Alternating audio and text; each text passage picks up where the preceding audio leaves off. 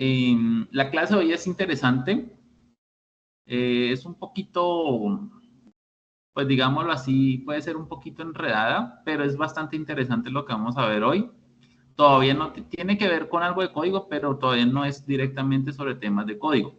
Bueno, entonces lo primero, pues ya que está grabando, es saludarlos. Como le digo, pues me alegra verlos. La verdad, veo bastantes, aunque pues todavía faltan bastantes más compañeros, pero eh, veo que hay bastantes hoy conectados. Entonces eso me alegra, felicitarlos, ¿sí? Y que ojalá pues más compañeros se puedan unir a las sesiones que estamos haciendo. Bueno, muchachos, lo que vamos a ver hoy es sobre tema de patrones de diseño. Es como un material que nos enseña o nos explica un poco más a profundidad qué son los patrones y algunos patrones de diseño que existen. ¿Listo? De una gran cantidad que hay. Pero digamos que es un ejemplo o una muestra que está en el material sobre esos tipos de patrones. Lo otro es que el lunes creo que ya no tienen inglés, ya no tienen ninguna, digamos, transversal ni bilingüismo, entonces el lunes vamos a retomar el tema de código. Recuerde que la última vez pues estábamos viendo el tema de CSS, cómo crear pues los diferentes archivos de CSS y pues ya vamos a empezar a hacer una primera maquetación de un sitio web, ¿listo? Entonces, para que por favor se motiven, se conecten el lunes, vamos a hacer esas clases. Otra cosa también que, pues, digamos, quiero comentarles es que cuando nos toque netamente código acá en la fase, digamos, aquí cuando ya empecemos evidencias sobre codificación, nos va a tocar mirar la forma de pronto de hacer las sesiones un poco más extensas, ¿sí? Ya que pues eso es necesario. Ustedes saben que pues obviamente se requiere de más práctica, no solamente es decir haga aquí, aquí, allá y ya, sino que hay que extender un poco más y ampliar más, digamos, mayormente la explicación de esos temas que son como los que más, digamos, nos interesa y que obviamente me interesa que ustedes comprendan mucho mejor. ¿Listo? Entonces hay que mirar, me toca de pronto también organizar con el otro grupo, de pronto pasarlo para otro día para que tengamos más disponibilidad de tiempo los jueves con ustedes y pues como le digo, las sesiones sean un poco más extensas, ¿listo? Entonces eso nos toca irlo pensando cuando ya nos toque hacer el tema de programación. Lo otro también es que si ustedes tienen alguna propuesta o algo que ustedes vean que podamos hacer para practicar el tema de código, para que obviamente todos estemos aquí interactuando, aprendiendo. Si la tienen alguna propuesta, pueden hacerla, es válida para analizarla, ¿no? Eh, digamos, por ejemplo, yo sé que una de las fichas, no sé cuál de las dos fichas, maneja maneja un grupo de Discord, entonces puede ser una buena estrategia. De pronto los que estén ahí conectados, hacer alguna sesión, ¿sí? De pronto en el día o en la tarde o en la noche también y poderlas trabajar, ¿listo? Entonces, si tienen alguna, no sé, alguna propuesta o algo que, pues, digamos, la idea siempre es integrarnos, pues que sepamos que las sesiones, o sea, que una formación virtual no es como que cada uno por su lado o que esto es algo de acordarnos solamente para hacer el trabajo y el día de la sesión y ya, sino que pues digamos se vea, pues, o sea, nos acerquemos lo más a lo que es un salón real, ¿no? Entonces, esas son estrategias que se buscan, incluso en la industria de software hay muchas estrategias similares. Creo que hay empresas que usan, no sé, pues Roblox, creo que era Roblox, creo que hacen ambientes virtuales. Yo he visto que hacen ambientes virtuales, entonces usted, por ejemplo, ingresa y es como un juego, ¿no? Como una sala, entonces usted camina y pues si hay otro muñequito que es otra persona, otro compañero se acerca y usted puede hacer un espacio virtual donde usted pueda tener reuniones públicas y privadas también, porque obviamente en el espacio virtual hay diferentes espacios, entonces hay una oficina, usted puede, digamos, entrar con varias personas a su oficina y pues tiene su reunión privada y ahí se están comunicando, puede salir, puede andar, puede, como, sí, es como eso, son como mundos virtuales y eso, por ejemplo, son metodologías que se han ido adaptando pues especialmente para el tema del trabajo remoto, pero pues como nosotros también estamos en una formación remota, entonces pues también es bueno buscar estrategias que sean similares y que obviamente nos ayuden a conectarnos, a crecer y pues obviamente apoyarnos como grupo, ¿no? Porque como le digo, eso es para mí es muy importante el apoyo entre su grupo de estudio, entre sus compañeros de la misma ficha, apoyarlos, ayudarse, en conectarse, en hacer los trabajos, enseñarse, bueno, de todo, ¿listo? Entonces, si tienen alguna propuesta, no sé si Luis Miguel la tenga, ya le voy a dar la palabra. Si no, la pueden, por ejemplo, también compartir por el grupo de WhatsApp, ¿listo? Luis Miguel, ¿tiene algo que comentar?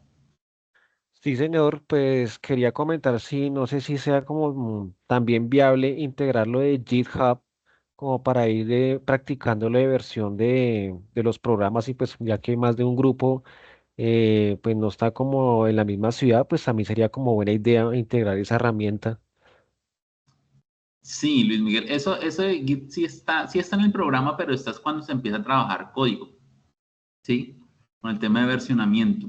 Pero sí está en el programa, porque por ahí en alguna parte leí que decía el tema de versionamiento y manejar programas de versionamiento de software.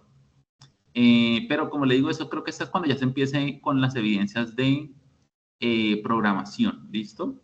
Lo que Ah, sí bueno. puedo hacer es, por ejemplo, no sé, ahorita con el tema HTML, pues en alguna sesión también sacar el espacio y hablar algo del tema, sí, Sí, sí, ingresar tocar allí y algo, mostrarles. algunos conceptos básicos, como ya lo que Sí, es hacer el repositorio, por lo menos local, y irlo guardando ahí. exacto. Sí, como para que se vaya comprendiendo la idea, pues como le digo, igual cuando pues en el material real de acá, de la formación, sí en alguna parte está el tema de repositorios, pero sí es bueno adelantar ese tema, la verdad me parece bien. Entonces, déjeme, yo puedo mirar para cuando tengamos lo que estamos haciendo los lunes, eh, para que digamos en algún momento coloquemos eso, ¿listo? Entonces, me parece bien. Bueno, muchachos, entonces ahí les dejo esa propuesta para que ustedes también busquen formas, digamos, en que podamos integrarnos, podamos seguir trabajando y pues digamos que nos podamos unir más como grupo, ¿no? Como ficha. Bueno, para la clase de hoy, pues como les decía, tenemos dos evidencias. Voy a leerlas por acá. Recuerde que si se va la imagen me avisan, porfa, para de una vez dejar de compartir y volver a compartir y que se refresque. La primera evidencia es desarrollar la arquitectura de software de acuerdo al patrón de diseño seleccionado. Y la otra evidencia es el taller de arquitectura de software. Taller de arquitectura de software. ¿Listo? Entonces, aquí en la guía, yo ya tengo acá las evidencias, vamos a leer las dos evidencias que tenemos para esta semana. La primera evidencia, entonces, es desarrollar la arquitectura de software de acuerdo al patrón de diseño seleccionado. Dice, se entiende por arquitectura de software el conjunto de patrones y abstracciones coherentes que proporcionan un marco definido y claro para interactuar con el código fuente. ¿Qué se debe hacer en esta evidencia? Desarrollar la arquitectura de software teniendo en cuenta los siguientes criterios. Primero, estudiar el componente formativo llamado diseño de patrones de software, que es el que vamos a leer ahora. Incorporar patrones de diseño propendiendo en mejores prácticas para la codificación y mantenibilidad del software. ¿Listo? Ya vamos a hablar de eso. Elaborar la vista de componentes para visualizar el software en fases avanzadas del ciclo de vida, o sea que ahí volvemos a hablar de UML, ¿sí? Y elaborar la vista de despliegue de software para determinar condiciones de la implantación de la solución informática. Y bueno, y por último, elegir herramientas necesarias para optimizar el proceso, ¿cierto? Bueno, la evidencia, como le digo, es muy sencilla. Bueno, en cierta manera es muy sencilla. Primero, pues leer el material. Y aquí es donde está el punto más importante, incorporar patrones de diseño propendiendo en mejores prácticas para la codificación y mantenibilidad de software. Recuerden que en la última sesión nosotros alcancé a hablarles algo del tema de patrones, ¿no? Yo les decía a ustedes que los patrones de diseño son una serie como de estándares, ¿cierto? De código que se ha hecho, bueno, de código y de arquitectura. O sea, de arquitectura hablo de la organización, digamos, de nuestro software, a la hora de hacer un software, que se han estandarizado, ¿de acuerdo? Ese estándar nace a partir de, obviamente, una necesidad generalizada que existe en muchas empresas de software. O sea, se lo explico de una manera un poco más sencilla. Las empresas, cuando empezaron a crear software, empezaron a tener ciertos problemas con su forma en que construyeron el software, ¿cierto? En cómo está codificado. Entonces, empezaron a tener como que, bueno, ¿yo cómo hago para hacer esto? ¿Cómo hago para hacer X cosa o Y cosa? Entonces, ese problema o esas situaciones, problema que se presentaron, empezaron a presentarse también en otras empresas con otros proyectos, ¿sí? Algo muy similar. Entonces, ¿qué hicieron? En algún momento lo que hicieron fue como reunir todas esas situaciones, problemas que se presentaban generalmente al momento de hacer un software y construyeron algo que se llamaban los patrones de diseño, que fueron soluciones a esos problemas comunes que tenían las empresas. Para eso, entonces, nacieron una serie, cantidad de patrones que, como le digo, dan respuesta a problemas comunes que existen a la hora de desarrollar software. ¿Listo?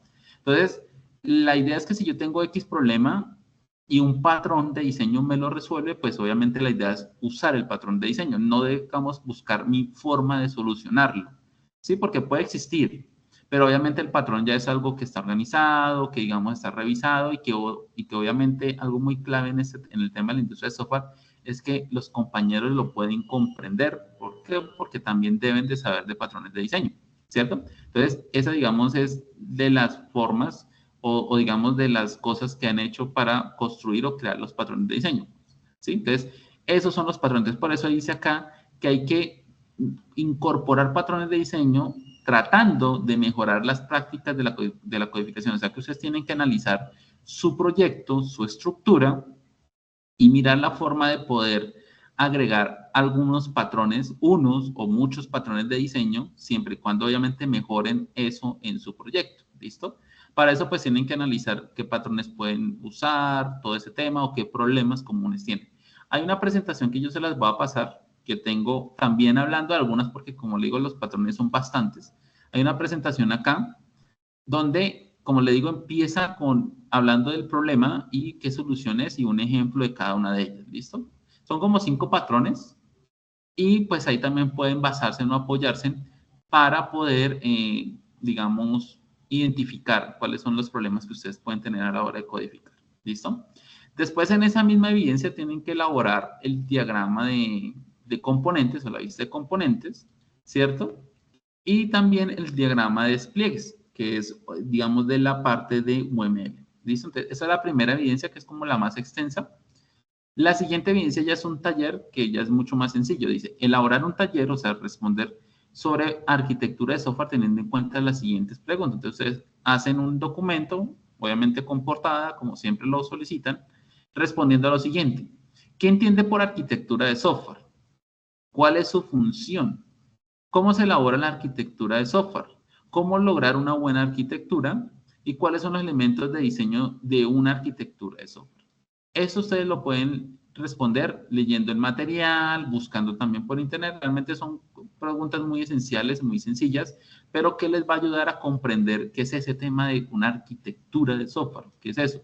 Porque, por ejemplo, existe el cargo de arquitecto de software. ¿Qué hace un arquitecto de software? ¿Sí? Entonces, esas cosas le van a ayudar a usted a comprender y conocer mejor cuando se habla de una arquitectura. No, ¿cuál es la arquitectura de su proyecto?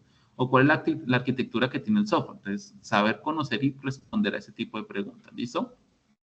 Y obviamente eso, pues, se presenta normalmente y se sube y ya. Digamos que esa es la segunda evidencia que, como le digo, esta es muy sencilla.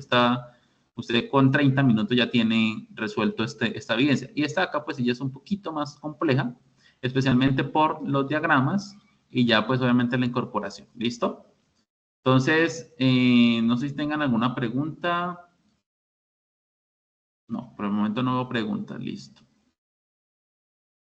Entonces, muchachos, vamos a leer el material y voy a irles explicando un poco a poco los patrones. Entonces, en el material, que es de diseño de patrones, bueno, acá hay un video de bienvenida que explica un poco el tema, pero a lo que hay que tener en cuenta es que los patrones de diseño están divididos en 3 grupos, ¿listo? Entonces, Dice acá que el uso de patrones de diseño en el ámbito de la industria de software implica el conocimiento y la aplicación de una serie de criterios, que es lo que les comentaba ahora, que aportan calidad al proceso mismo y efectividad del producto logrado.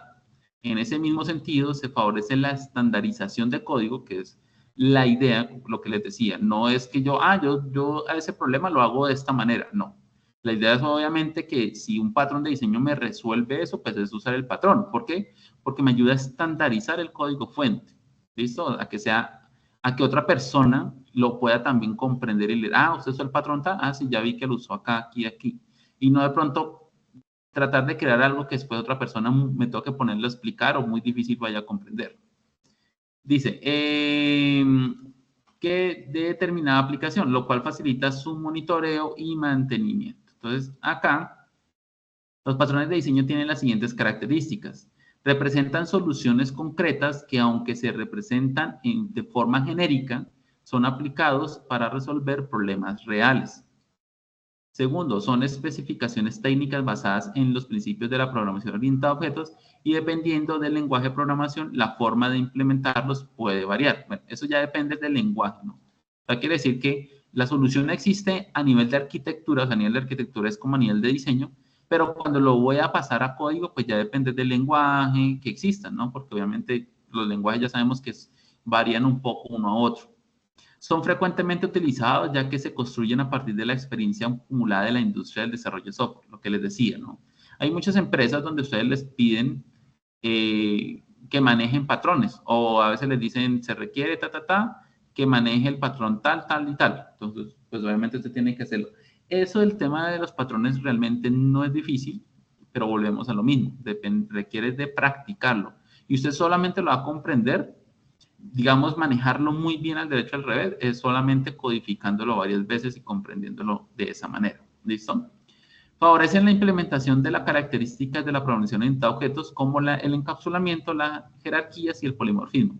¿Por qué? Pues porque los patrones generalmente lo que hacen es como restringir o dar acceso. Entonces se ve mucho el tema de encapsular los atributos y los métodos de la clase, la jerarquía que existen y el polimorfismo que hace que se represente algo de diferentes formas. No necesariamente el uso de un patrón implica el uso de palabras claves, reservadas o de librerías especializadas. Realmente un patrón no es que necesite algo adicional del lenguaje, sino es como una forma en que se construye el código. ¿Listo? Los patrones generalmente hacen referencia al uso de interfaces, clases y objetos que deben ser ajustados de acuerdo con la solución concreta en desarrollar. Recuerden que hace 8 días hablamos algo de interfaces, ¿no? Recuerden que hablábamos de clases, objetos, clases abstractas, que por acá todavía no lo nombran, y de una interfase. Recuerden que una interfase es algo que va mucho más arriba de una clase, que no es una clase porque al ser una interfase no se puede crear un objeto de ella, pero que recuerden que una interfaz es como una especie de maqueta, como estructura, que al crearla, al construir esa interfase, después nosotros tomamos una clase y la clase nosotros le decimos, mire, yo quiero usar o implementar esta interfaz. Entonces, cuando yo le digo a esa clase que implemente esa interfaz, lo que le estoy queriendo decir a él es que voy a usar su estructura, su forma como fue construida. Entonces, si la interfaz tiene un método llamado saludar, pues la clase está obligada a tomar ese método saludar y definir su comportamiento. ¿Listo? Porque recuerden que la interfaz define cómo va a ser los métodos que va a tener, más no dice qué van a hacer, porque no se puede crear. La clase, al implementar esa interfaz, usa esos métodos, tiene que usarlos y obviamente, obligatoriamente, perdón, tiene que definirlos, o sea, tiene que escribir el código de qué va a hacer él ahí. ¿Listo? Bueno, ya se acaba, hasta ahí acaba, perdón. Los patrones de diseño de software suelen clasificarse en 3 grandes grupos según su finalidad. Entonces hay patrones comportamentales, patrones creacionales y patrones estructurales. ¿Listo? Que son los 3 grupos que existen. Acá en la presentación que yo tengo también hablo lo mismo porque se arranca hablando de ellos. Entonces tenemos los creacionales, los estructurales y los de comportamiento. También tengo un mapa conceptual donde se habla también a detalle de ello. ¿Listo? Y es básicamente lo mismo. Entonces, patrones creacionales como fábrica abstracta, constructor, método factoría, singleton y prototipo. Patrones estructurales como adaptador, puente, compuesto, decorador, fachada, peso ligero y proxy. Y patrones comportamentales como método, plantilla, estrategia, estado, memento, cadena de responsabilidad, iterador, observador, intérprete, comando y visitante. ¿Listo? Ahí están los patrones, que son los patrones Go. Entonces, eso es para que, como le digo, pues se vaya comprendiendo y analizando, y pues ya cuando uno maneje muy bien un lenguaje, uno es donde tiene que empezar a tomar estos patrones y empezarlos a crear a manera de práctica para irlos comprendiendo y pues obviamente manejarlos muy bien, ¿listo? Entonces, existen los primeros que son los patrones comportamentales, los cuales dice que los patrones de diseño comportamentales se centran en definir la manera en que los objetos interactúan entre ellos por medio de mensajes. Son tres los tipos de patrones comportamentales. El primero es la estrategia, el comando y el iterador, que son esos tres que están acá. Entonces, la estrategia, dice el patrón estrategia, permite encapsular un conjunto de algoritmos de manera que puedan ser seleccionados dinámicamente para su ejecución. Durante el tiempo de ejecución y de acuerdo a las acciones del cliente, este patrón es una de las formas en las que se ven reflejadas fácilmente. Las características de la programación orientada a objetos, particularmente en lo referente al encapsulamiento y polimorfismo. ¿Listo? Entonces dice, mire que él dice que este patrón de estrategia va usando ese patrón que es, usa, perdón, el encapsulamiento y el polimorfismo. Dice, este patrón de diseño es útil cuando una misma funcionalidad puede ser provista usando diferentes mecanismos, es decir, algoritmos o estrategias, que serán seleccionadas dependiendo de la acción realizada por el cliente en el momento que está ejecutando el programa. Entonces dice, un ejemplo, que es el ejemplo que pone acá, dice, suponga que que quiere implementar una calculadora, ¿sí? La cual provee un conjunto de operaciones. Entonces, piensen en que la calculadora, pues, es como el software que estamos haciendo. Y dice, y obviamente esa calculadora tiene operaciones como suma, resta, multiplicación y división, que serán usadas por el cliente según su deseo. ¿Listo? Entonces, el cliente, mírenlo acá en la imagen, está representado acá por este óvalo. Tenemos una interfaz que se llama estrategia, o sea, interfaz estrategia, y tenemos acá la estrategia 1 y la estrategia, las estrategias que se manejan. ¿Listo? Entonces, ¿qué pasa acá? Dice, cada una de estas operaciones representa una estrategia diferente y será el cliente quien invocará la ejecución de cada una de ellas dependiendo de su deseo por medio de una interfaz que, usando la propiedad de polimorfismo, se transformará para poder responder a cada solicitud. Entonces recuerden que una interfaz yo la puedo usar con varias clases. Entonces yo tengo una clase de suma, una clase que resta, multiplica y divide. ¿Listo? O pueden ser también métodos de una sola clase. Eso depende. Pero acá digamos que el ejemplo es más que todo dado a que son como clases, ¿no? Entonces, ¿qué es lo que dice acá? Lo que él me dice es que este patrón de diseño estrategia lo que hace es que el cliente, en lugar de, digamos, al momento de crear un software, yo no le puedo decir a él, no, es que primero tiene que sumar, después restar, multiplicar y dividir, no, porque el cliente hace las operaciones como él desea. Él puede iniciar multiplicando, después restando, después dividiendo y así sucesivamente, ¿cierto?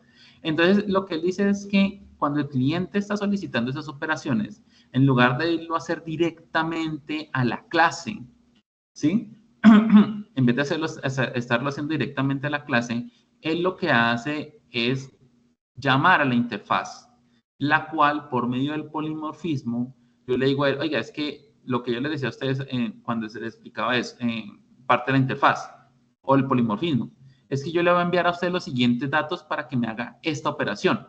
Entonces, el cliente siempre le va a enviar la información a esa interfaz para que la interfaz, por medio de lo que le estoy enviando los datos, pues digamos la operación, entonces él se encarga de decir, bueno, es que usted quiere hacer una suma, entonces voy a llamar a la clase que hace la suma. Le pasa los datos y le devuelve la información al cliente, que es la respuesta, ¿sí? Entonces el cliente va a hacer después una multiplicación. Entonces aquí, al momento de procesarlo, nosotros no tenemos que estar, digámoslo así, creando códigos que digan, es que si puso esto, por ejemplo, si estamos usando código de sí o no, entonces, si tal cosa, si tal otra, no. Más bien, siempre el cliente, o en este caso el software, va a apuntar a un mismo lado, ¿cierto? Que en este caso es la interfaz. El cliente apunta al mismo lado que la interfaz, y dependiendo de la tarea que le estamos diciendo que haga, él es el que se va a encargar de buscar cuál es la clase que va a hacer esa tarea. Es decir, el cliente le dice, hágame una suma, pues él va y busca la suma. Si yo le digo a él, hágame una resta, pues él va y busca la resta. Si él le dice, hágame una división, pues él va y busca la división. Entonces, el cliente siempre va a apuntar a un mismo lado, que en este caso es la interfaz, y la interfaz es la que se encarga de organizar por medio del polimorfismo, de darle una forma diferente a eso. ¿Listo? Entonces, ese es el patrón de estrategia, como dice ahí. Entonces, facilita y organiza el código.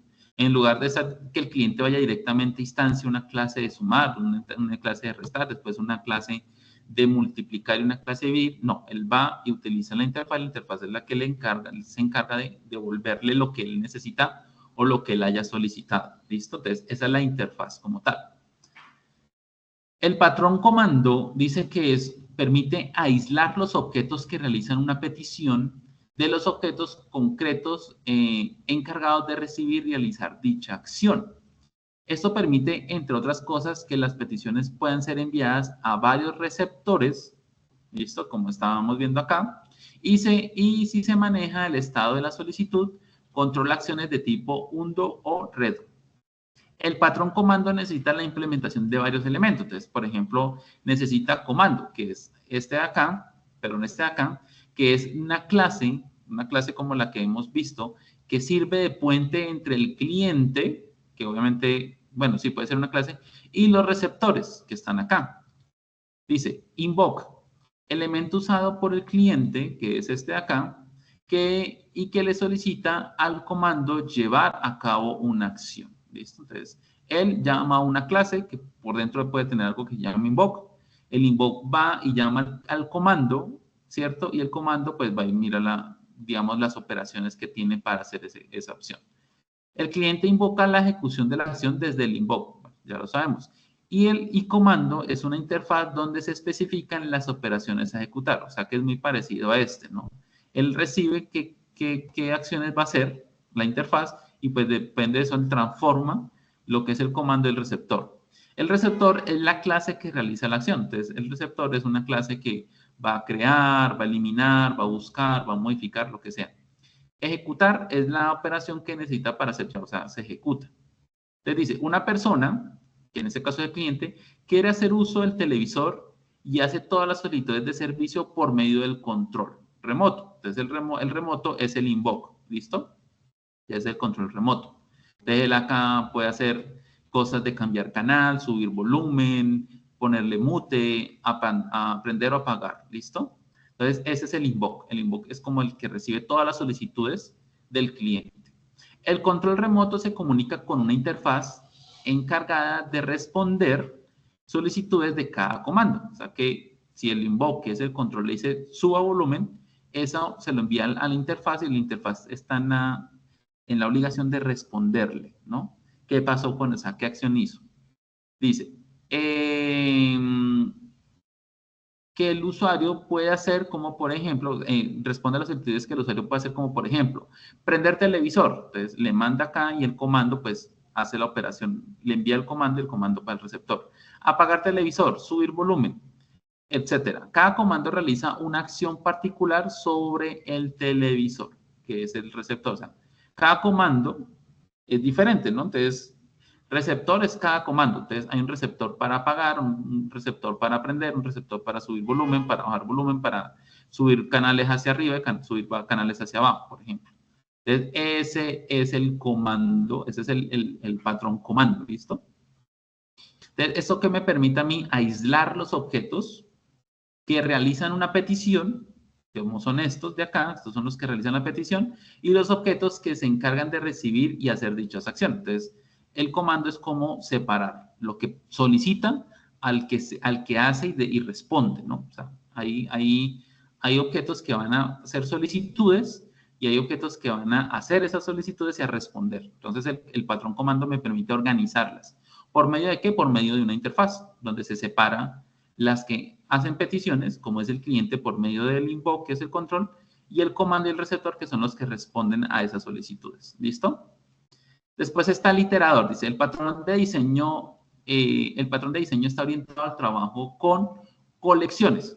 Para los que de pronto no comprendan qué es una colección, haga de cuenta como un arreglo, ¿listo? Sino que una colección, eh, sí, es muy parecido, es algo muy similar. Piensen en un arreglo, en una matriz, eso es una colección. Y facilita el acceso a todos los elementos de la colección sin tener la necesidad de conocer su estructura. O sea, ¿qué me dice esto? Que si yo, digamos que cuando hablábamos de arreglos, ¿sí? Hablemos en términos de arreglos, yo les decía a ustedes, bueno, es que un arreglo tiene por dentro, puede tener más arreglos, ¿no? Entonces, en cada casillita del arreglo puede tener, por ejemplo, el nombre, que el apellido, la ciudad, eso está en el espacio 0. En el espacio 1 lo mismo, nombre, apellido, ciudad. En el espacio 2, nombre, apellido, ciudad, ¿sí? Entonces, esas son, digamos, en un arreglo, pues esos son, digamos, los espacios donde se almacena. ¿Qué me está diciendo acá? Que por medio del patrón iterador yo puedo recorrer toda esa estructura que tenga una colección o que tenga una matriz sin conocer su estructura, o sea, sin conocer que a la final vaya a tener nombre, apellido, ciudad, porque no lo puedo conocer, de pronto no conozco qué estructura trae ese arreglo, ¿cierto? O sea, cuántos campos va a tener por dentro, pero entonces por medio del iterador me permite a mí poder recorrer todos esos elementos. ¿Listo? Entonces dice, este patrón se reconocen, en este patrón se reconocen los enumeradores y los iteradores. Los enumeradores se establecen para conocer el siguiente elemento de la estructura, entonces es como el que va saltando, el que va mirando, ¿no? Y los iteradores corresponden a un mecanismo para recorrer la estructura de acuerdo con su secuencia de inicio a fin. O sea que este patrón tiene dos puntos importantes. Un enumerador, que es el que me va pasando uno a uno, nombre, apellido, ciudad, y también tiene un iterador que lo que hace es que cuando recorre ese primer registro pasa al siguiente, ¿no? Entonces, en la posición 0 está nombre, apellido, ciudad. Entonces, el enumerador es el que hace eso, va enumerando. Cuando termina, lo que estoy haciendo es una iteración hacia la posición 1, que tiene también nombre, apellido y ciudad de otra persona. Entonces, ahí se está usando ambas cosas, ¿listo? El enumerado, perdón, por lo tanto, se encarga de implementar un conjunto de métodos estándar para poder establecer la secuencia con la que se debe recorrer la estructura. Entonces, ¿sí? Entonces el que va conociendo cuántos elementos tiene es el enumerador. ¿Listo? ¿Sí? Entonces es el enumerador. Él es el que tiene varios métodos, que todavía no sabemos cuáles son, que permite saber pues esa secuencia, o sea, que no se me vaya a quedar ningún dato por fuera. Los métodos más comunes, por ejemplo, son mobnext, que pues eso uno los va creando, ¿no? Pero digamos que son los nombres, que indica si existe o no un próximo elemento por recorrer. Entonces, lo que les decía, nombre, apellido, ciudad. Cuando llega a ciudad, él va y mira si debajo de ciudad hay otro registro. Como ve que no hay más, entonces, pues me permite moverme hacia el siguiente, ¿no? Método ocurren, que devuelve el valor actual de la colección según la posición actual de la secuencia, menos que es el que va terminando y va devolviendo, terminando y va devolviendo. Y método reset, que permite iniciar nuevamente la secuencia a su punto de partida, que digamos es cuando ya de pronto termina, vuelve e inicia, ¿listo? El iterador necesita del numerador para poder hacer el proceso de recorrido, ¿listo? Entonces recuerden que los iteradores son los que van saltando en posición y los enumeradores son los que van mirando por dentro de cada posición qué casillas trae o qué información trae. Ese tipo de operadores son tan comunes en los sistemas actuales que los lenguajes de programación ya poseen una implementación propia del patrón. Entonces, algunos alcanzamos a hablar, no me acuerdo en qué punto, alcanzamos a hablar algo del for each. El for each es prácticamente un ejemplo de esto, ¿no? Porque el for each me permite a mí, en lugar de hacer un for, que tenga que decirle que vaya desde la posición 1 hasta la posición 0, no. El for each básicamente va recorriendo automáticamente eso y internamente el for each tiene esto, ¿listo? Porque el for each, recuerden que me permite a mí saber en qué punto termino y ya digamos, termino, digamos, de recorrer el arreglo, la matriz, la colección, como lo quieran llamar, ¿listo? Y hay otros frameworks o lenguajes que ya tienen esto también, digamos, de una manera más organizada. ¿Por qué? Porque digamos que ese tema de las colecciones, pues como yo les decía a ustedes, es como lo más habitual a la hora de programar, porque es donde yo cargo en una matriz o en una colección, como quieran llamarlo, es donde yo cargo toda la información que yo traigo de la base de datos a partir de una consulta que yo haga, ¿no? Entonces, cuando yo le digo, no, tráigame todos los datos que coinciden con tal y tales cosas, entonces me los trae y ¿dónde los guardo? Los guardo en una colección, una matriz, y obviamente tengo que tener maneras fáciles de poder ir extrayendo esos datos. ¿Listo? Entonces, bueno, acá hay un ejemplo que es la interfaz, ¿cierto? Que es innumerable, se llama la interfaz. Entonces, acá tiene un método que se llama getEnumerador. Y acá hay otra interfaz que también es de, este es el numerable, este es el numerador. Creo que es diferente, sí. Y aquí pues están los tipos de métodos y los movimientos. ¿Listo? Bueno, básicamente esta es como a grueso modo, las interfaces. ¿Listo? Una para la colección y otra para el numerador. Después están los patrones creacionales, muchachos, que dice son una de las labores comunes en el proceso de construcción de software es precisamente distribuir responsabilidades en el conjunto de módulos o clases, siguiendo los principios definidos en los paradigmas de programación, como por ejemplo la programación orientada a objetos. Sin embargo, al momento de dar solución a un requerimiento particular, se requerirá instanciar objetos de diferentes tipos, los cuales bajo sus responsabilidades implementan algún tipo de lógica. En el recurso que le presentamos a continuación, profundice en los aspectos más importantes de los patrones creacionales. Entonces, acá hay un video que habla un poco del tema y acá dice que los patrones estructurales proveen una orientación relacionada a la forma, bueno, esos son los creacionales, pero pues digamos que no hay mayor cosa, no solamente un video. Pero digamos de los creacionales, está el singleton, que les alcancé a explicar en algún momento, prototipo, fábrica abstracta, constructor y método factoría. ¿Listo? Entonces, por ejemplo, singleton es como el más sencillo de aprender. Creo que por acá está. Que les explicaba en algún momento. Aquí está el singleton. Entonces, el problema y la solución básicamente es, yo les decía a ustedes, volver private, volver private el constructor, ¿cierto? El constructor de la clase. Entonces, si yo tengo una clase carro, va a tener un constructor y ese constructor lo va a volver privado. ¿Esto qué hace? Esto bloquea de alguna manera que el software pueda instanciar n cantidad de veces la clase carro. ¿Listo? ¿Por qué? Porque obviamente al volver el constructor privado no va a tener esa posibilidad, porque me va a decir que no va a tener acceso a esa clase desde afuera, porque recuerden que al ser privado no puedo tener acceso a él desde afuera, ¿no? Entonces, y lo que hace uno después es que ahí mismo en el singleton crea uno un atributo de la misma clase. Eso es algo extraño que cuando se vea código se va a comprender, pero digamos que uno crea un atributo de la misma clase singleton. Digamos que para comprender un poco eso, cuando nosotros creamos un atributo en una clase, que recuerden que es como si habláramos de una variable, no solamente podemos crear atributos de tipo entero, de tipo cadena, de tipo booleanos, lo que sea, sino que yo también puedo decir que me creo un atributo de una clase que yo haya creado o una clase que exista. ¿Listo? Entonces, por ejemplo, si yo tengo una clase llamada avión, yo puedo acá en el carro, algo muy raro sería, pero pues digamos para poner un ejemplo, o un libro, pongámosle una clase libro, y acá la clase se llama biblioteca, yo puedo tener un atributo llamado libro de la clase libro. ¿Qué quiere decir eso? Que ese atributo es como si fuera un objeto. ¿Listo?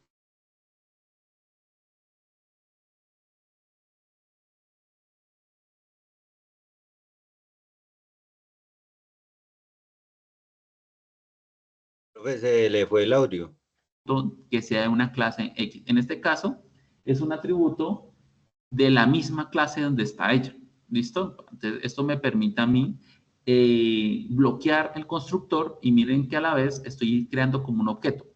¿Sí? ¿Qué hace el singleton? ¿Qué hace el método singleton? ¿O cuál es el problema? El problema del singleton dice es asegurar que una clase solo posea una instancia. ¿Listo? Que es lo que les decía. Entonces, una clase, ustedes saben que cuando se crea una clase yo puedo generar n cantidad de instancias o de objetos de esa clase. Pero cuando tenemos o nos topamos con el problema de decir, bueno, yo quiero que esta clase no se creen n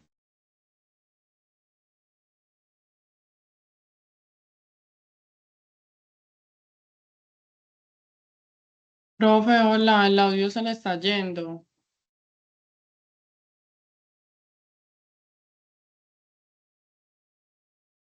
Hola.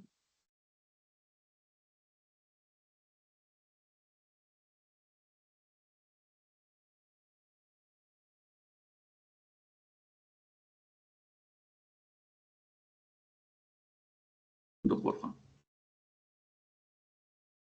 Cindy, ¿tienes alguna pregunta? Voy a pasar esto por acá. Profe, es que se le fue el audio bastantico rato. Listo. Ya, pero ya están viendo bien, ¿ya está funcionando o no? Listo. ¿Sí, ya? Sí. Listo, yo voy a estar más pendiente aquí el chat porque es que no tengo el chat de este lado. Cualquier cosa me escriben o algo. Entonces, lo que les decía. Entonces, el singleton es eso, es la solución a ese problema. Cuando yo digo, listo, tengo una clase, pero yo quiero que esa clase solamente se instancie un solo objeto y solamente un objeto. Entonces, la solución es que, pues, bloquear la acción de instanciar. ¿Y cómo bloqueo la acción de instanciar? Pues bloqueando el constructor. Al bloquear el constructor, o sea, bloquearlo quiere decir que se vuelve privado. Entonces, al volverlo privado, pues cuando vaya a hacer la acción de instanciar, me va a botar un error, me va a decir que no puedo. Entonces, ¿qué hago? Ya como bloqueé, ¿cierto? Como bloqueé la acción de instanciar de esa clase, pues de todos modos tengo que dejarle una forma de acceder a ella, porque o si no, pues estaría construyendo una clase que no sirve para nada. Entonces, la forma de hacerlo es teniendo un atributo, ¿cierto? Que sea un objeto de esa misma clase. O sea, ahí ya estoy haciendo la instancia única en ese atributo, ¿sí? Porque él se vuelve, como le digo, él se vuelve como si fuera un objeto de la clase. Y a la vez, como es privado, yo uso, se puede crear el método get, aunque yo también lo he visto sin el método get y lo he visto directamente como público, que es otra forma, pero obviamente también se usa el método get distance singleton. Entonces, cada vez que yo necesite usar esa conexión, que como le digo es única, lo que hago es que no voy nuevamente a instanciar esa clase, sino que lo que yo hago es llamar directamente al método getDistance y el método getDistance me va a volver ¿qué? Me va a volver el objeto creado, el único objeto creado. ¿Listo? Entonces, de esa forma, este patrón me permite a mí bloquear, digamos de alguna manera, que una clase cree muchas instancias. Sigamos, porque por aquí no hay más. Entonces, patrones estructurales, dice, los patrones estructurales proveen una orientación relacionada a la forma de definir los componentes de los objetos. Dentro de los patrones estructurales se encuentran el fachada y el delegate, patrón delegate. Entonces, el fachada dice, utilizado cuando el sistema está compuesto por varios subsistemas. Y el delegate, usado cuando se requiere reutilizar y extender funcionalidades de una clase sin hacer uso de la herencia. Entonces, mire que ahí me está mostrando cuál es la solución. Entonces, dice, en el fachada, el patrón fachada se utiliza cuando el sistema está compuesto por varios subsistemas y se hace complejo gestionar los mensajes que debe realizar el cliente en cada uno de estos subsistemas. Este patrón permite generar al cliente una vista de alto nivel que simplifica el control y el envío de mensajes a los subsistemas, ocultando los detalles relacionados con la gestión de las clases e instancias. ¿Listo? Existen diferentes variaciones de patrón fachada. Uno es opaco, que dice una de las variaciones más utilizadas, y en la cual los clientes no pueden acceder a los subsistemas, solo pueden hacer uso mediante el objeto fachada. El transparente, que el cliente tiene la posibilidad de acceder a los subsistemas por medio de la fachada, pero también puede hacerlo de forma directa. Y el estático es, en esta variación, la fachada se implementa como una clase estática, por lo cual no se hace necesaria la instancia de un objeto concreto de la fachada. Bueno, entonces dice acá, en este patrón se reconocen tres partes elementales. Primero, ¿qué es fachada? Es una clase que provee las operaciones de alto nivel que serán usadas por el cliente, lo que él decía acá arriba, ¿no? Segundo, subsistemas son clases que proveen la funcionalidad que son expuestas por la fachada. O sea que cuando hablamos de un subsistema acá, ¿cierto? Entonces son clases que existen.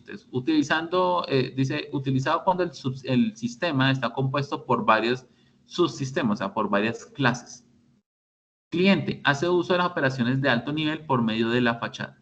Este es muy parecido al primero que estábamos hablando. En este caso, el fachada, ¿qué hace? El fachada, hagan de cuenta que estos son diferentes clases y es muy parecido a lo que les expliqué ahorita. En lugar de que el cliente vaya y esté haciendo llamados a las diferentes clases, ¿cierto? O a métodos, perdón, de esas clases, él lo que hace es usar una sola clase que es la fachada. Y aquí la clase fachada lo que hace es llamar a los métodos que necesita. Por ejemplo, esta clase, digamos, tiene 5 métodos. Esta clase tiene 3 y esta clase, pongámosle que tenga 6. Entonces, la operación 1 es un método de la clase del subsistema 1. Entonces, no estoy usando todo, ni estoy llamando todo, ni estoy haciendo que el cliente se comunique con toda la clase, sino que se comunica con la fachada y la fachada a la vez, pues dependiendo de lo que pide, él va y llama un método de esa clase. ¿Listo? De todos los 5 que tiene. Igual con el subsistema 2, él va y llama un método de los 3 o 4 métodos que tiene, él llama uno. Entonces, lo que él hace es que la fachada lo que hace es como organizarme.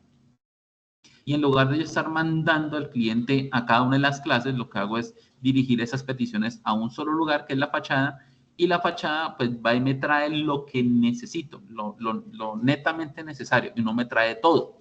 Entonces, eso es lo que hace el patrón fachada. Por acá me dice lo siguiente, dice, a continuación se muestra una implementación en Java de cada uno de los elementos requeridos para la implementación del patrón fachada. En un ejemplo sencillo, en ese ejemplo el cliente quiere realizar una compra, ¿sí? Entonces el cliente quiere realizar una compra. Pero este proceso involucra acciones por parte de 3 diferentes subsistemas, o sea, cada uno de ellos. El subsistema de compras, o sea, la clase compras, que verifica la viabilidad de la tarjeta para el pago, el subsistema de inventario, o sea, la clase inventario, que verifica si hay productos en stock, y el subsistema de envíos. ¿Listo? Ojo, no quiere decir que, por ejemplo, el de inventario solamente verifique la viabilidad de verificar si hay productos en stock. No, aquí también él tiene otras tareas, pero solamente va a necesitar para hacer la compra una sola tarea, y es que verifique si hay stock de ese producto. ¿Listo? Porque obviamente él puede hacer acá inventarios, corregir inventarios, reversar inventarios, bueno, muchas cosas, cotizaciones, peticiones, lo que sea. Pero él acá está necesitando una sola cosa de esta clase o de ese subsistema, que es verificar si hay productos en stock. Igual con la clase de envíos. Puede haber muchos envíos, puede ser envíos a proveedores, a clientes, pero él acá está necesitando una sola operación, que es el envío. Pero ¿qué pasa? El cliente necesita hacer las 3 para hacer las compras. ¿Listo? Entonces, la fachada me permite a mí llamar a cada una de ellas para poder realizar la compra. ¿Listo? Para disminuir la complejidad, de lo cual no debería ocuparse el cliente, se creará una fachada que encapsula las acciones de todos los subsistemas involucrados y provee una interfaz simple para que el cliente pueda o podrá interactuar más fácilmente, que es esta la fachada.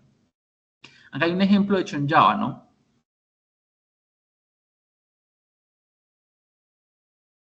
Entonces, dice, clase gestor compra. Aquí crea un atributo que es el que se encarga bueno, estos son código hecho, pero en consola, ¿no? Para consola en Java. Entonces, tenemos la clase gestor compra. Creamos un atributo, o sea, una variable de tipo escáner. ¿Qué es una variable de tipo escáner en Java? Es aquel que me permite ingresar datos por pantalla. ¿Sí? Es lo que hacíamos en el EPP cuando decía lea tal cosa, ¿cierto? Lea era recibir lo que el cliente me va a digitar. En este caso es obviamente más complejo porque es un escáner. ¿Listo? Tenemos un método dentro de la clase de gestionar compra, que es comprar de tipo booleano. O sea, me va a volver, aquí me está diciendo, recuerden que es como una función. Él me va a volver, ¿qué? Me va a volver un booleano. O sea, este método al llamarlo, cuando se llame, me va a volver, perdón, un valor booleano que puede ser un verdadero o un falso. Dentro de ese método, comprar, hay un atributo llamado número, de tipo integer, o sea, de tipo entero. Y acá me pide por consola. Este es el mismo escriba, ¿no? El mismo escriba. Cuando le decíamos ingrese en LPP, ingrese el nombre. Entonces, ingrese el nombre de la tarjeta para realizar el pago. ¿Y qué hace acá? Lo guarda en la variable número, pero mire cómo usando el atributo escáner, que es el in, el que llama. Y esto que están viendo acá, que dice next in, es porque él lo que ingrese lo convierte a un entero. Listo, por si pronto hay algún problema, pues para que no haya problema acá de esto, lo convierte a entero. Si el número, bueno, esto es como un ejemplo quemado, ¿no? Si el número de la tarjeta es 4567, o sea, quiere decir que está bien, imprima por pantalla, o sea, escriba, procesando la compra. Después pone unos punticos que salgan y después imprime pago aceptado y retorne verdadero. Si no, o sea, si no, que es el else, ¿cierto? Imprima pago rechazado y retorne falso. ¿Sí? Una clase muy sencilla que se puede replicar perfectamente en el EPP. Esa es la primera clase, ¿listo? O sea, estamos hablando del subsistema 1 o clase 1. Después está la inventario, que es algo muy parecido. Tiene un atributo stock tipo integer. Tiene un método que se llama gestor inventario, que lo que hace es llamar this significa como aquí. Entonces, el atributo stock de aquí, o sea, este que estamos hablando, colóquele 2. Entonces, aparece en stock 2 unidades. Pero recuerden que esto es un método, ¿no? O sea, todavía cuando se llame es que pues se va a hacer. ¿Están viendo la pantalla o no están viendo la pantalla, muchachos? ¿Me confirman, por favor? Sí, profe, se ve. ¿Sí? Listo. Entonces sí, Paula, sí se está viendo. Entonces tenemos un booleano que diga retirar stock. O sea, en teoría por dentro va a ser que rest. Entonces dice, si el stock es mayor a 0, o sea, es porque existe, entonces imprímame por pantalla ¿qué? Producto listo para envío. Listo. Y disminuya stock 00 es como si dijera -1. ¿Listo? Entonces stock 00 es como que reste 1.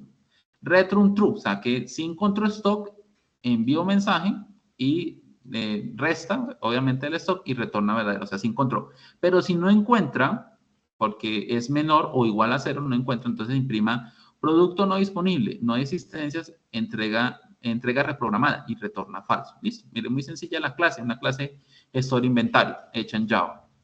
Y por último, la última clase es la de envíos y tiene un método que no retorna nada. Ojo, recuerden que los métodos o las funciones retornan o no retornan. Entonces, cuando no retornan, le colocamos void, no retorna.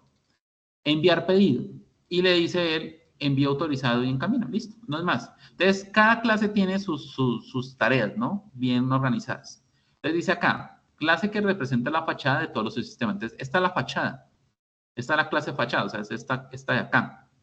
Entonces, él toma acá y dice, la clase por dentro tiene un atributo, ojo a lo que les decía, un atributo de tipo llamado compra, ¿de tipo qué? De tipo gestor compra. ¿Listo? Tengan en cuenta eso, ¿no? Es un atributo de la clase fachada llamada compra, pero ella es un atributo, no es de tipo entero, ni es de tipo carácter, no, es de tipo gestor compra. O sea, por medio de compra yo puedo acceder a todo, es como una instancia. Bueno, incluso acá está haciendo la instancia. New gestor compra, ahí está instanciando, ¿no? Créeme una instancia de la clase gestor compra. Pero en Java, como Java es tan restrictivo, un objeto tiene que ser del mismo tipo de la clase para poderlo instanciar. Por eso es que se tiene que colocar. Inventario, lo mismo. Es una instancia, es un objeto de tipo gestor inventario. Y envío, pues es un objeto de la clase gestor envío. ¿Listo? Esa es la fachada. Y acá tiene dos métodos. Uno que se llama compra, que es el que va a usar el cliente. Entonces, cuando el cliente llama al método compra, le pregunta que si compra comprar, o sea, compra comprar, ¿qué es? Es el atributo que va a ir a llamar al método comprar, que el método comprar que hacía, recuerden que es el que validaba la tarjeta. Entonces, recuerden que yo les decía a ustedes que los métodos o una función se usa en tres tipos de casos. Una es para que sea guardado su respuesta en una variable. La segunda es para ser usada en una decisión. O la otra era para imprimir, ¿no? En este caso estamos usando la segunda. El método, lo que me retorne, lo que me va a retornar, ¿y qué me retorna compra? Pues revisemos nuevamente. El método comprar me retorna un booleano, ¿cierto? Miren. Que si está bien la tarjeta me devuelve true y si está mal la tarjeta falso. Entonces, aquí, ¿qué le estamos queriendo decir a él? Le estamos queriendo decir que si el atributo compra, el método comprar, en su método comprar, me devuelve verdadero, entonces es como si aquí estuviéramos colocando true. Y inventario, retirar stock, lo mismo. Entonces, retirar stock, el método retirar stock también devuelve un booleano, ¿no? Y es cuando hay unidades. Entonces, si tiene unidades, verdadero, y si no tiene unidad es falso. Entonces, ¿qué quiere decir acá? Que si al momento de comprar la tarjeta está bien y al momento de retirar el stock hay unidades y se resta del inventario, quiere decir que en el if esto es verdadero. Ambos son verdaderos, ¿no? Tabla de la verdad. Verdadero y verdadero, verdadero. Si esto es verdadero, entonces va a ser esto, que es que enviar pedido, que es el último método, que es el que se encarga de enviar. Listo, esa es la fachada, mire. Entonces, el cliente, cuando arranca el programa, esto se los explicaré a ustedes después, esto es como inicia el programa, lo que hace es crear una instancia de la fachada. Y al momento de hacer la fachada, lo que hace es llamar a la compra. Entonces, la compra, ¿qué hace? Pues va internamente, instancia el de compra, el de inventario, el de envío. Si todo sale bien, listo. Entonces, el cliente no tiene que irse a hacer una por una, o sea, no tiene que ir a verificar la tarjeta, después el cliente no tiene que ir a verificar el inventario, después el cliente no tiene que ir a verificar el envío para hacer la compra, sino que lo hace por medio de una fachada y la fachada es la que se encarga de hacer ese proceso detrás, ¿no? Como la parte lógica, pero usando obviamente las clases y ciertos métodos de esas clases. Ese es el fachada. Y está por último el delegate, que dice que se usa cuando se requiere reutilizar y extender funcionalidades de una clase sin hacer uso de la herencia. Este patrón permite de cierta forma implementar algo similar a la herencia múltiple, que no es admitido por algunos lenguajes de programación. Yo ya les he dicho eso a ustedes, ¿no? La herencia múltiple no se puede. Generalmente una clase, una clase hija puede heredar solamente una clase padre. Pero obviamente a nivel de diseño, de arquitectura, una clase hija sí puede recibir herencia de varias clases. Pero obviamente eso usted hacerlo en Java no se puede hacer, ¿no? Entonces, para eso, yo les decía a ustedes anteriormente que cómo era la solución. En Python sí deja hacerlo, pero por ejemplo en los otros lenguajes no. La solución es usar, en lugar de una clase, que herede una clase, es usar interfaces. ¿Por qué? Porque la interfaz, al no ser una clase, sí puedo hacer que una clase hija implemente, porque ya no es herede, es implementar varias interfaces, ¿sí? Que es más o menos, bueno, aquí está el ejemplo. Dice, este patrón permite de cierta forma implementar algo similar a la herencia múltiple, o sea, es parecido, que no es admitido por algunos lenguajes de programación, pero adicionalmente permite tener un control más detallado sobre este proceso, ya que se puede ocultar partes de los elementos heredados o incluso compartir elementos que no son posibles de heredar bajo el mecanismo de herencia tradicional. O sea que yo puedo ocultar ciertas cosas y no usarlas de la interfaz. Este patrón lo que busca es evitar asumir todas las responsabilidades de una sola instancia y delegar las actividades en otras instancias que son especializadas en resolver dicha tarea.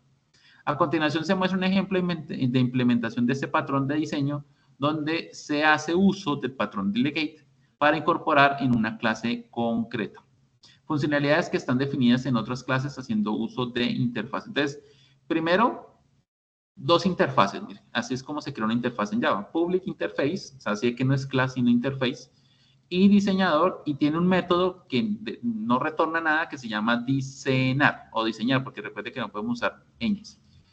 Lo que les decía, la interfaz no define cómo está por dentro el método, solamente define que debe existir un método, no más, ¿listo? Y lo mismo pasa acá. Incluso acá podemos decir que si va a retornar o no va a retornar, o si va a recibir, qué atributos va a recibir, ¿listo? Pero que la funcionalidad que haga o no haga, eso ya no lo hace acá porque la interfaz es solamente como la estructura, la maqueta. Tenemos otra interfaz que se llama iCodificadora, que tiene un método que se llama codificar, ¿sí? Entonces, dice acá, se crea una clase concreta, esa sí ya es una clase, que implementa, la clase se llama codificadora, que implementa la interfaz iCodificadora. Entonces, miren que acá, él obligatoriamente tiene que definir el funcionamiento de ese método que tiene esa interfaz, ¿listo? Y acá dice que iCodificadora lo que hace es, el método lo que hace es colocar un mensaje que diga codificación por la clase codificadora. El override es algo que se coloca en Java para decir que se está sobreescribiendo algo. ¿Por qué? Pues porque se está sobreescribiendo el funcionamiento de la interfaz. Del método codificar que viene de la interfaz. Entonces estamos sobreescribiendo algo. ¿Listo? Recuerden que cuando hay herencia, cuando hay una herencia de una clase a otra, yo heredo tal cual lo que hace el método. Entonces, si una clase carro tiene un método que llama encender y el método encender dice encender, encendiendo el carro, y yo heredo esa clase, pues yo llamo a ese método desde la clase que heredé y pues me va a decir lo mismo, va a decir encendiendo el carro, ¿listo? Pero si yo quiero que cambie el comportamiento, yo lo que puedo hacer es llamar al override, que lo que hace es sobreescribir, ¿listo? Clase diseñadora implementa la interfaz diseñadora y sobrescribe el método diseñar, que también tiene un método que se llama así clase diseñadora. Listo, entonces ahí tenemos dos clases. Cada una implementa una interfaz. ¿Listo? Ahora se crea la clase que va a reutilizar la funcionalidad definiendo las interfaces. Entonces, por ejemplo, hay una clase que se llama empleado, que implementa tanto la interfaz codificadora como la interfaz diseñadora. Entonces dice acá, tenemos un codificador que es como un atributo de tipo interfaz codificadora y un diseñador que es de tipo interfaz diseñadora. Y tenemos un método, ¿no? Que se llama empleado. Entonces el método empleado, que a su vez es un constructor, ¿por qué? Porque se llama igual. Lo que hace es recibir un atributo de tipo interfaz codificadora y un atributo de tipo diseñador, ¿cierto? De tipo clase codificador y clase diseñador, creo. Bueno, o interfaz. Codificador es igual, o sea, que lo que recibe al momento de instanciar va y lo alimenta acá, y lo que él recibe acá va y lo alimenta acá, ¿listo? A los atributos, this. Entonces, para eso se usa la palabra this, que significa aquí, para poder diferenciar cuáles son los atributos locales, digámoslo así, de mi clase, y cuáles son los externos, que vienen por parámetro. Estos son los que vienen por parámetro, que es este, y este es este, y este es este, ¿listo? Y acá mismo en la clase empleado tengo un método que sobrescribe, porque como tengo que usarlo, entonces tengo el codificar. Mire, codificar es igual a codificar.codificar, ¿listo? Que lo que está haciendo acá es sobrescribiendo el método. O sea, él acá está diciendo que al momento de llamar a codificar en empleado, lo que hace es tomar el atributo y, bueno, llamar al método que a la vez va a ser el mismo mensaje, ¿no? Y acá el diseñar es lo mismo, el atributo diseñar llama a su método diseñar que pues como viene la interfaz pues está usando el mismo mensaje. En este caso la clase principal instancia la clase indicando por parámetro la clase concreta a ser utilizada para la extensión de los métodos que serán utilizados. Entonces dice acá, la clase patrón de delegate, crea una instancia de empleado, ¿cierto? Y le pasa como parámetro una nueva instancia de la clase codificadora y una nueva instancia de la clase diseñadora. Y después dice objeto empleado, codificar y diseñar. Bueno, esto está un poquito como extenso, pero digamos que tiene cierta lógica, pero como le digo, esto es para comprenderlo y es que hacer ejercicios. ¿Listo? Pero digamos que ahí está cumpliendo con el patrón. Bueno, muchachos, por último, hablamos de las vistas estáticas, ¿cierto? Que aquí ya no salimos de patrones y volvemos a UML. Entonces recuerde que hablábamos que las vistas estáticas, cuando hablábamos de clases, son esas vistas de UML donde el tiempo, digámoslo de alguna manera para reconocerlo, el tiempo no afecta, ¿no? Sino que es como una fotografía de la estructura de mi software. Dentro de las vistas estáticas o digamos dentro de las diagramas estáticos, está el diagrama de clases, el diagrama de objetos y el diagrama de componentes, que ya pues obviamente ustedes conocen el diagrama de clases, el diagrama de objetos pues obviamente también es conocer qué tipo de objetos se genera y el de componentes que es como el que organiza, ¿no? El que va como clasificando.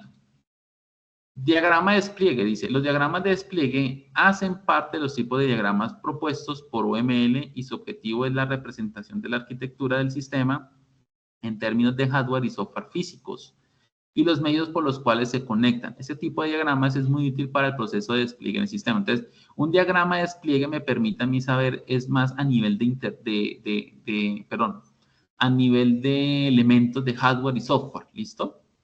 O sea, es representar la arquitectura, pero no tanto de la clase, de la herencia, no, sino más como de conectividad, de enviar los mensajes por internet, de si se usa impresora, sí, todo ese tipo de cosas. Los diagramas de despliegue utilizan un conjunto de elementos gráficos que tienen una representación y significado estandarizado.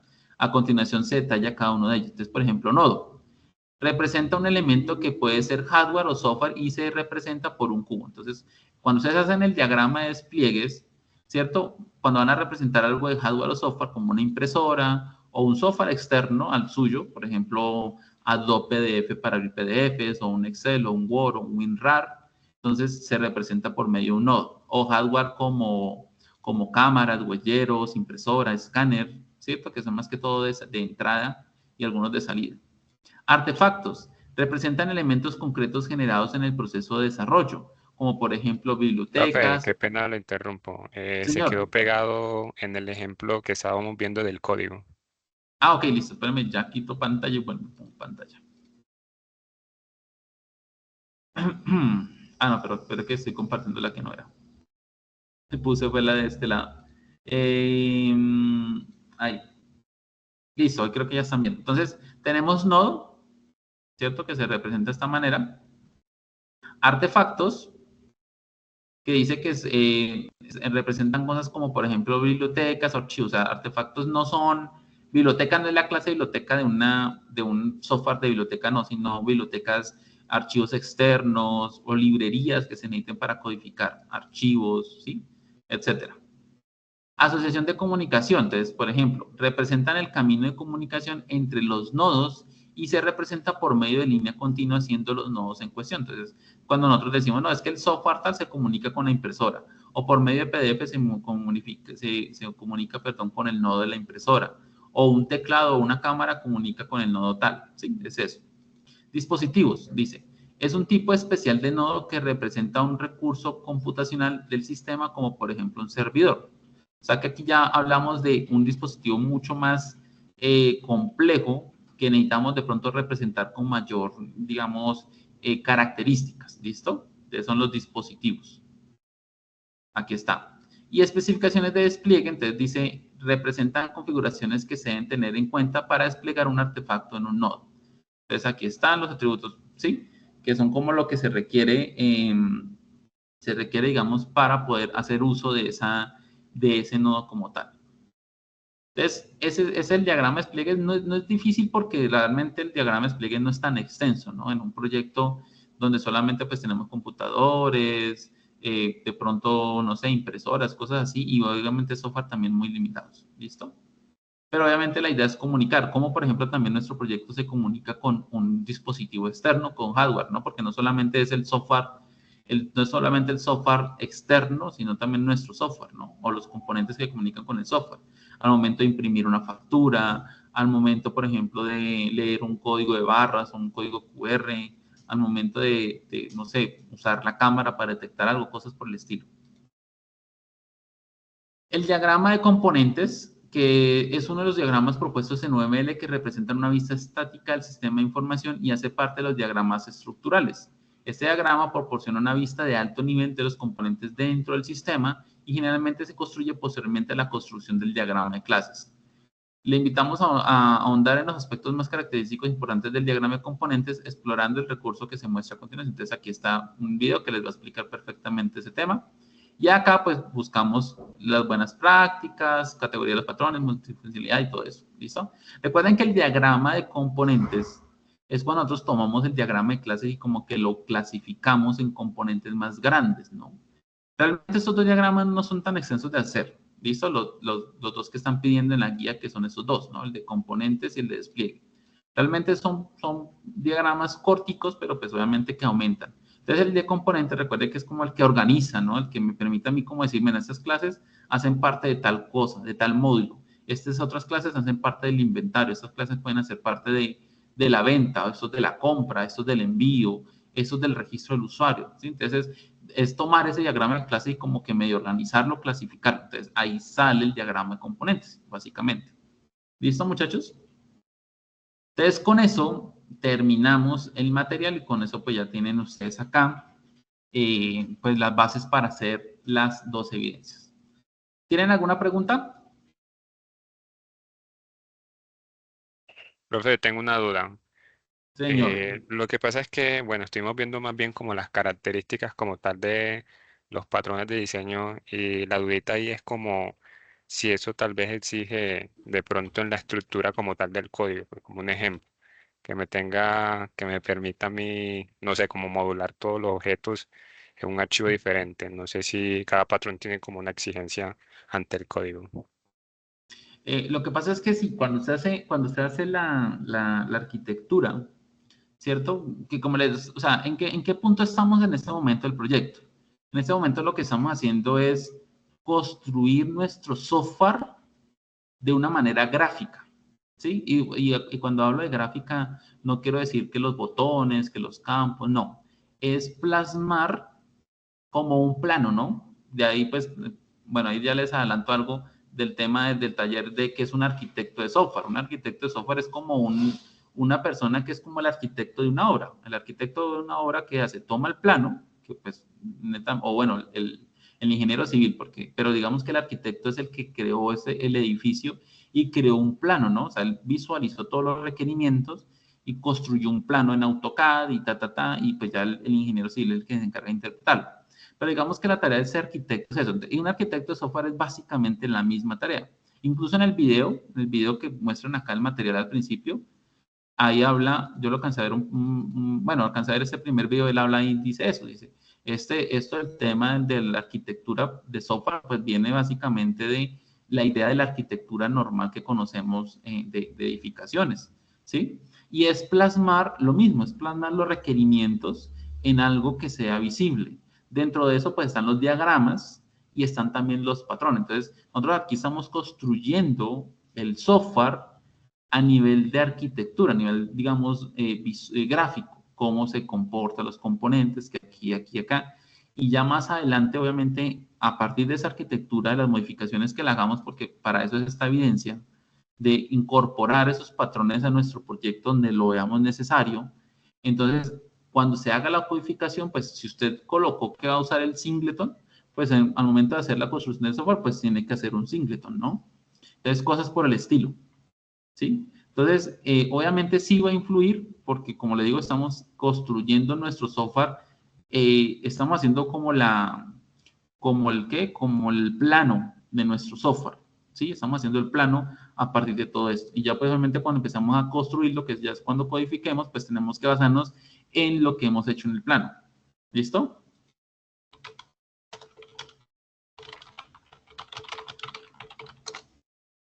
¿Listo, ¿Listo? profe? ¿Sí queda claro? Sí, señor. Listo, listo. Entonces, es más o menos eso, entonces es el tema, bueno. Entonces, sí va a influir, sí va a influir. ¿Alguna otra pregunta?